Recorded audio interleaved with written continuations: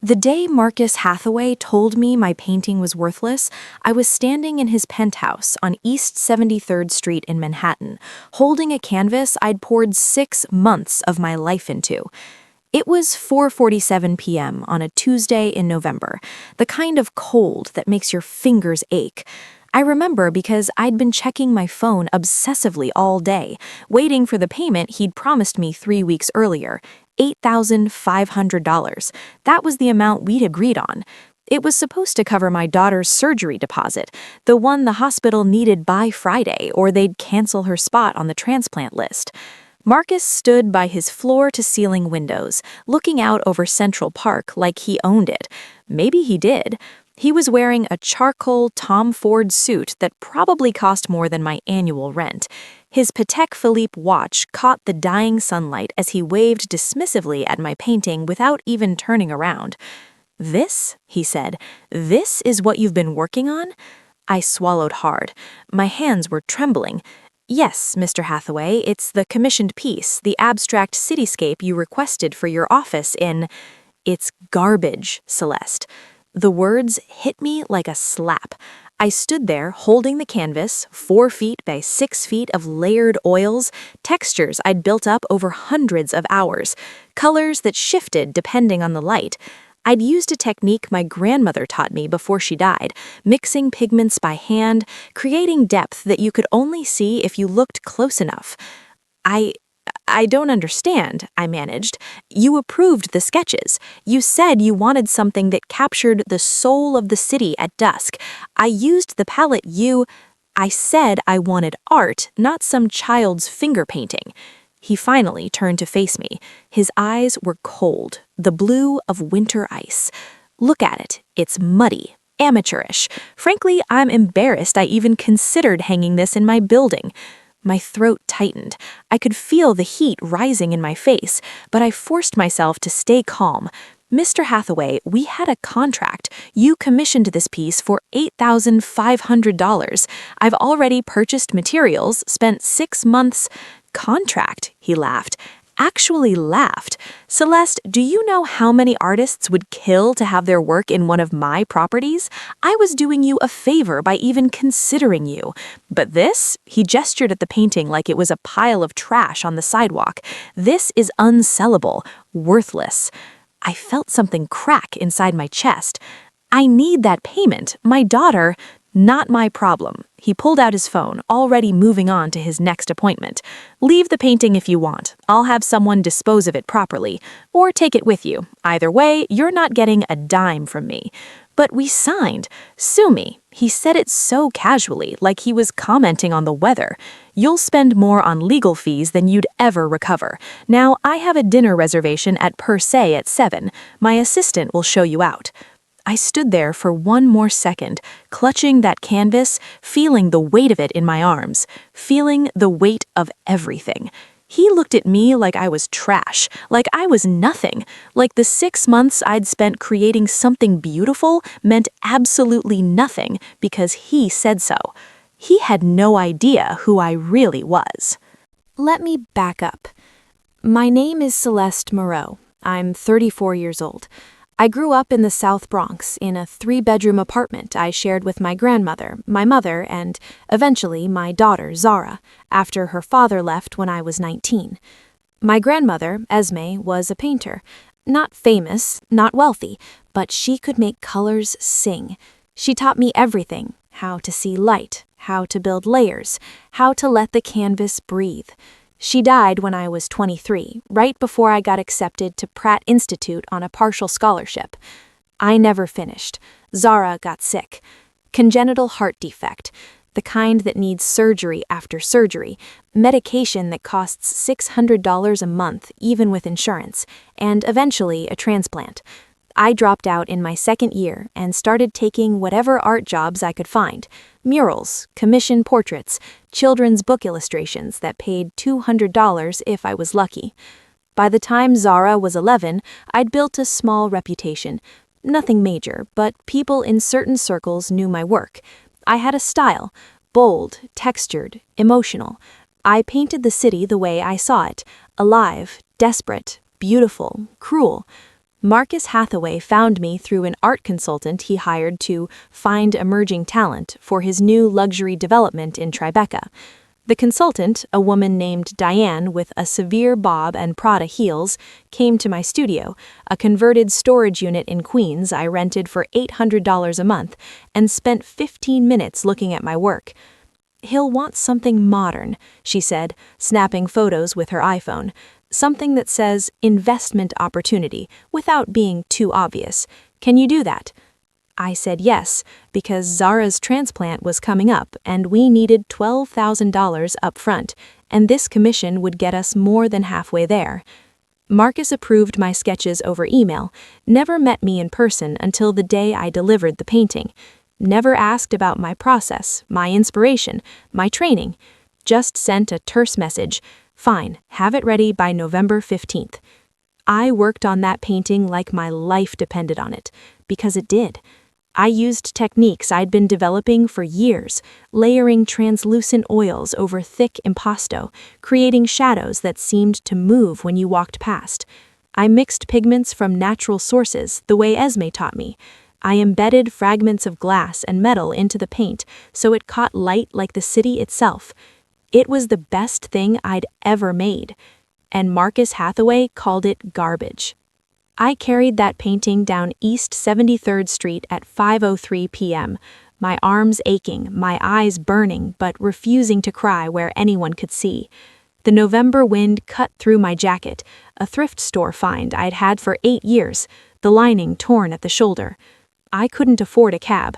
I took the 6 train back to Queens, the canvas wrapped in bubble wrap and duct tape, balanced carefully on my lap. A man in a business suit stared at it for 3 stops before asking, "You an artist?" "Yeah," I said quietly. "That for sale?" "No." I didn't tell him it was worthless. I didn't tell him a billionaire had just crushed 6 months of my life under his Italian leather shoe. I just held on to it and stared at my reflection in the dark subway window. When I got home, Zara was at the kitchen table doing homework. She was small for 11, her skin a warm brown like mine, her hair in 2 braids I'd done that morning before going to deliver the painting. She looked up and smiled, and it broke my heart. Did he like it? I set the painting down, carefully, leaning it against the wall. "He's still thinking about it, baby. Can I see?" I unwrapped it slowly. Zara came over, her eyes widening. She reached out, then hesitated, afraid to touch. "Mama, it's beautiful." "You think so?" "It looks like the city is breathing, like it's alive." She traced the air above the canvas, following the lines of light I'd created. "It's like magic." I hugged her then, held her tight. She was so small, so fragile. Her heart, the one that wasn't working right, the one we needed $12,000 to fix, was beating against my chest. "I love you, Zara." "Love you too, Mama." That night, after she went to bed, I sat at my kitchen table and stared at my bank account on my laptop screen. $247.16. The surgery deposit was due in 3 days. I'd already borrowed everything I could from friends. My mother sent what she had, $300, but she was barely making it herself, working double shifts at a nursing home in the Bronx. I thought about calling Marcus, begging, explaining about Zara, but I already knew what he'd say. Not my problem. I didn't give up. I couldn't. The next morning, I took photos of the painting and sent them to every gallery, every art consultant, every collector I'd ever had even the smallest connection with. 27 emails. Most didn't respond. 5 said they'd keep it in mind. 2 said it wasn't their style. 1, a small gallery in Bushwick called Meridian Arts, asked if I could bring it by. The owner, a man named Julian Torres, was in his 50s with gray dreadlocks and paint-stained Carhartt jeans. He looked at my painting for a full 10 minutes without saying a word, just walked around it, got close, stepped back, tilted his head. Finally, "Who taught you to layer like this?" "My grandmother." "She's still painting?" "She passed 7 years ago." He nodded slowly. "This is extraordinary, Celeste, really, but I'm going to be honest with you, I can't sell it for what it's worth. Not yet. The market for emerging Black female artists is finally starting to open up, but you're still fighting an uphill battle. Collectors want names, pedigree, and you don't have that yet. How much could you sell it for? He winced. Maybe $3,000 if I'm lucky. My heart sank. It wasn't enough, not even close. But, Julian said, I know someone who might be interested in your work, for the right reasons. 3 days later, I met Dr. Amara Okonkwo in a coffee shop on Flatbush Avenue. She was a Nigerian-born art historian and curator who'd recently opened a small museum space in Brooklyn focused on contemporary African diaspora artists. She wore a bright yellow wrap dress and silver jewelry that clinked softly when she moved. Her eyes were sharp, intelligent, kind. Julian sent me your portfolio, she said, pulling out her laptop. Tell me about this piece. I did. I told her about the technique, the layers, the light. I told her about growing up in the Bronx, about Esme, about how I saw the city as something alive and hurting and beautiful all at once. I didn't tell her about Marcus. I didn't tell her I was desperate. She listened, asked questions, zoomed in on details in the photos. Then she said, I can't buy this, I don't have that kind of funding, but I can exhibit it, and I can introduce you to people who will understand what you're doing. I need money now, I said quietly. My daughter needs surgery. I'm sorry, How much do you need? $12,000 for the deposit. I know that's... I'll loan it to you. I stared at her. What? I'll loan you the money. No interest. You pay me back when you can. She pulled out her phone, opened her banking app. What's your information? I gave it to her, my hands shaking. She transferred $12,000 right there, sitting in a coffee shop at 11:42 a.m. on a Thursday in November. Why? I whispered. Because I know what it's like to be talented and broke and desperate, and because your work deserves to be seen, not hidden away because some billionaire has bad taste. I started crying then, right there, couldn't help it. She reached across the table and squeezed my hand. You're going to be okay, Celeste, I promise. If you're enjoying this story, hit that like button and let me know in the comments. It helps more than you know. Zara got her surgery on December 3rd. The transplant went well. She spent 2 weeks in the hospital, then came home with a list of medications as long as my arm and instructions for recovery that would take months. But she was alive. Her new heart was beating strong. While she recovered, I focused on preparing for Dr. Okonkwo's exhibition. She'd scheduled it for late January at her space in Brooklyn. A small showing, just 10 artists, but everyone she'd chosen was phenomenal. I felt honored just to be included. I created 3 new pieces for the show. Worked late into the night after Zara went to bed, painting by the light of cheap LED lamps in my studio, my hands cramping, my back aching, but I felt alive in a way I hadn't in years. The painting Marcus had rejected, the one he'd called worthless, became the centerpiece. I titled it Dusk on 73rd Street. The opening was on January 23rd. Cold, clear. The gallery was packed, maybe 80 people, which for a small space felt like a crowd. I wore a dress I'd borrowed from a friend, black and simple, and stood in the corner watching people move through the room. They stopped at my painting. They leaned in close. They whispered to each other. A woman in her 60s, elegant, silver-haired, stood in front of Dusk on 73rd Street for almost 20 minutes. Finally, she turned to Dr. Okonkwo and asked, "Who is the artist?" Dr. Okonkwo pointed at me. The woman walked over, extended her hand. "My name is Vivian Castellano. I'm a collector. This work is remarkable. Do you have representation?" "No, ma'am." "Would you like some?" That's how it started. Vivian Castellano was one of the most respected art collectors in New York. She had pieces by Basquiat, Kehinde Wiley, Kara Walker. She sat on the boards of 3 major museums, and she wanted to represent me. She introduced me to a dealer, got me into a group show at a gallery in Chelsea, wrote about my work in her widely read blog about emerging artists. By March, I sold my first piece for $15,000. By June, I had a solo show scheduled at a mid-sized gallery in Manhattan. By August, Art Forum mentioned me in a roundup of 10 artists to watch. And by November, exactly 1 year after Marcus Hathaway called my painting garbage, I sold a piece at auction for $180,000.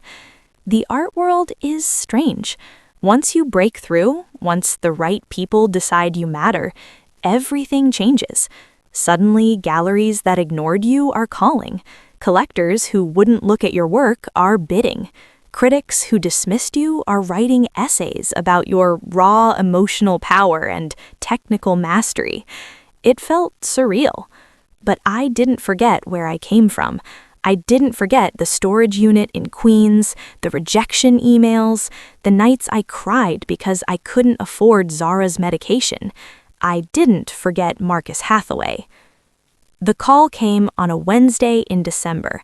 I was in my new studio, an actual studio with windows and heat and space to breathe, working on a piece for an upcoming show at a gallery in London. My phone buzzed. Unknown number. Hello? Ms. Moreau, this is Diane Chen. I don't know if you remember me. I'm an art consultant. We met about 2 years ago regarding a commission for... I remember. A pause. Then, I'm calling on behalf of Marcus Hathaway. He'd like to discuss acquiring one of your pieces. I set down my brush very carefully. Is that right? Yes, he's interested in the painting you originally created for him, the one titled Dusk on 73rd Street. He's prepared to offer, it's not for sale. Another pause, longer this time. I haven't told you the offer yet. Doesn't matter, it's not for sale. Ms. Moreau, Mr. Hathaway is prepared to offer $500,000 for that piece. I know it's been valued lower in recent sales, but he's willing to tell Mr. Hathaway that painting is worth more than his entire penthouse, and it will never, ever hang on his wall. I hung up. My hands were shaking, not from fear, from satisfaction. He called back 3 more times over the next month. Diane, then his personal assistant, then his lawyer. Each time the offer went up. $750,000, $1.2 million, $2 million. Each time I said no. Dusk on 73rd Street wasn't for sale at any price. It belonged to Dr. Okonkwo's museum now. I donated it as thanks for everything she'd done for me. It hung in the main gallery, the centerpiece of their permanent collection. But Marcus didn't give up. In January, he showed up at my gallery opening in Chelsea. I saw him walk in at 7:34 p.m., wearing another expensive suit, his salt and pepper hair perfectly styled. He looked older than I remembered, tired. He stood at the back of the gallery, staring at my new work, a massive triptych I'd titled The City That Raised Me. I didn't approach him, didn't acknowledge him. He waited until the crowd thinned, then walked over. Celeste. I turned, looked at him, said nothing. Your work has gotten a lot of attention, he said. Yes. He shifted his weight, uncomfortable. I'd like to make it right. The painting I commissioned from you. I know it's not available for purchase, but if there's anything I can do to... You called my work garbage, I said quietly. You told me I was worthless. You refused to pay me for 6 months of labor because you decided it wasn't good enough. I was wrong. Yes, you were, but not about the work. You were wrong about me. His jaw tightened. What do you want, Celeste? An apology? Money? Name your price. I don't want anything from you, Marcus. That's what you don't understand. You think everything is for sale. Every person, every piece of art, every moment of someone's life. But some things can't be bought. Then why are you still angry? I'm not angry, I smiled. I'm just making sure you never forget what you threw away. He stood there for a long moment, his face unreadable. Then he turned and walked out. I watched him go, felt nothing. Not anger, not satisfaction, not triumph. Just peace. That was 3 months ago. Last week, Dusk on 73rd Street was included in a major retrospective at the Museum of Modern Art. They called it one of the most important works of contemporary American art. A critic for the New York Times wrote an entire essay about my technique, the way I build light and shadow, the emotional weight of the piece. She called me a master of texture and tone, a once-in-a-generation talent. The painting they said was worthless is now valued at over $50 million. Marcus will never own it, will never touch it, will never even be allowed to loan it for exhibition. Because some things aren't about money. Some things are about knowing your worth, even when the whole world tells you you're nothing. My grandmother used to say, "The work remembers what the world forgets." She was right. Today, I'm sitting in my studio, a real studio now, with exposed brick and northern light and enough space for 10 canvases at once. Zara is doing her homework at the table in the corner. She's 13 now, healthy, growing, her new heart beating strong. She looks up. "Mama, can I ask you something?" "Always." "That painting, the one everyone talks about, the one that man wanted to buy, what about it? If he'd paid you the $8,500 back then, would you have sold it to him?" I think about that. Really think about it. "Yeah," I say finally. "I would have. I needed the money. But he'd own it now. Your best work. He'd have it." "He would. So him being mean, it was actually good. For you." I laugh. "In a strange way, yes. But baby, don't ever think someone being cruel to you is good. What was good was me not giving up, me believing the work was worth something even when he said it wasn't." She nods, turning back to her math homework. I pick up my brush and get back to work, because that's what you do. You keep painting, you keep creating, you keep believing that what you make matters, even when the world says it doesn't. And someday, if you're lucky and you're good and you refuse to quit, the world figures it out. So that's my story. The billionaire who called my art trash now watches it hang in museums he'll never own, and I paint every single day in a studio filled with light, raising my daughter, creating work that matters. If this story meant something to you, do me a favor, hit that subscribe button and drop a comment below. Tell me about a time someone underestimated you. Tell me about the moment you proved them wrong. Because your story matters too. Keep creating, keep fighting, keep believing. The work remembers what the world forgets.